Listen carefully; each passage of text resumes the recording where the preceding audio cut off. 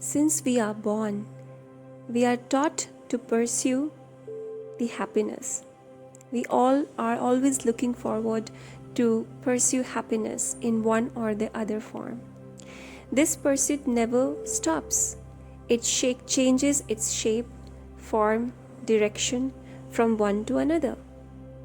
Once you are in bhoga or trying to find happiness in bhoga, and then you drop that because it's already a lot for you, and then you start trying another options to be happy. But doesn't matter how much methods or paths you try to be happy, finally unsatisfactoriness, distress and unhappiness comes at the doorstep. What is the reason for that? The Enlightened One has said that one of the basic reasons is that the whole existence itself is made up in a way there is nothing permanent. Things are changing very fast, and when we cling to them as things are bound to change, this brings pain. This brings us to suffer. And finally, this unsatisfactoriness and pain remains throughout our life in whatever and whichever and whomever we try to find happiness. These are very nicely explained in some sutras.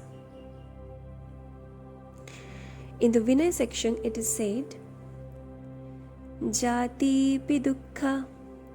The birth itself is dukkha. Jara pi dukkha. Aging is dukkha. Nobody wants to age. Vyadhi pi dukkha. All diseases are creating dukkha. Maranam pi dukkha.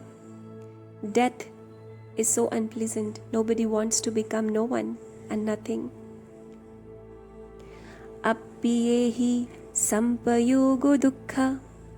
Something that we don't like, unpleasant, getting attached to that is dukkha. Piyehi vipayogo dukkha. Something that we like, something that is pleasant, getting separated from that is dukkha. Yam picham na labhati tampi dukkha. And whatever we want, if we don't get that, that brings dukkha. And finally, Sankhitena pancha upadana khandapi dukkha. The whole reality of what we are formations. The pancha khanda, the matter, the sensation, the perception, the underlying sankharas and the consciousness. These are our 5 fragments of existence. And clinging to these 5 formations finally brings dukkha. So let's bring some wisdom and insight into the aspect of dukkha, the nature of dukkha. Practicing meditation doesn't change things into permanent, but it brings an awareness of loosening our sankhara of clinging. That is the cause of dukkha. I hope these suttas might create some insight for you all to ponder. Thank you.